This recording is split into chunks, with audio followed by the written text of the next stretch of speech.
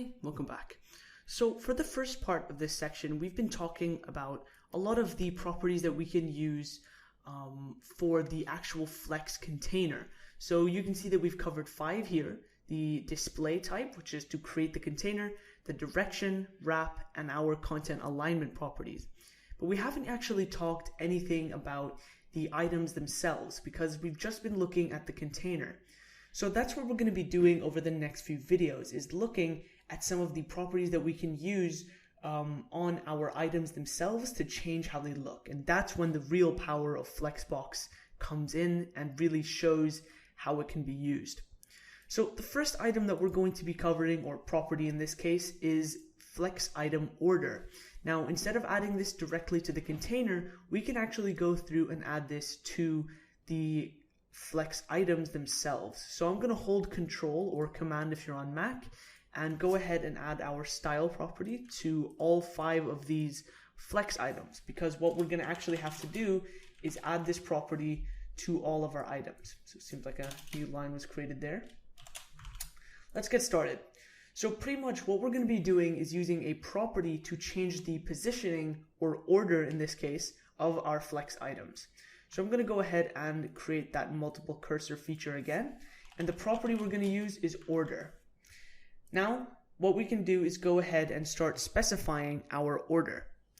So pretty much what we're going to do is go through and change what this looks like and how this looks like in our place here. So what we're going to do is go and specify our values, and then instead of having it from A to E, we're actually going to go through and add something to make these properties look in a different way instead of having to actually move all of these around. So instead of moving the divs around and changing all of them, we're actually going to go through and specify some numbers.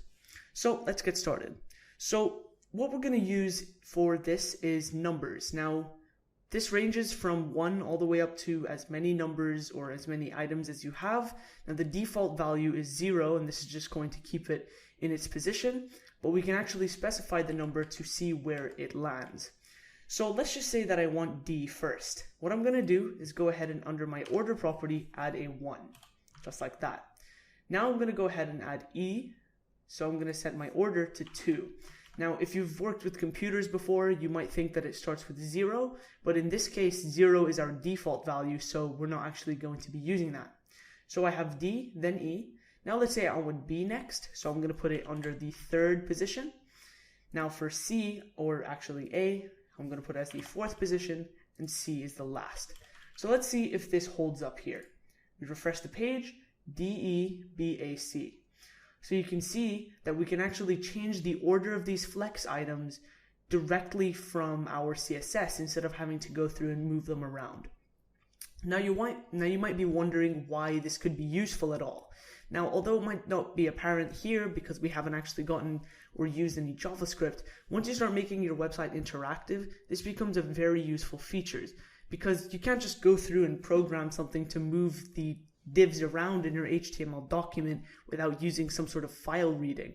Instead, it's much easier to just add a style to it where you can change the order, maybe even randomly. So you can see how this would work. And although, like I said, although it may not be useful in this case, it will definitely be useful once you start learning about JavaScript and start making your websites interactive. So that's a little bit about Flex order. Now, just one thing, you don't actually have to use it with an inline style tag, but it would be much easier considering that if without it, you'd have to go and add an individual class to every single item.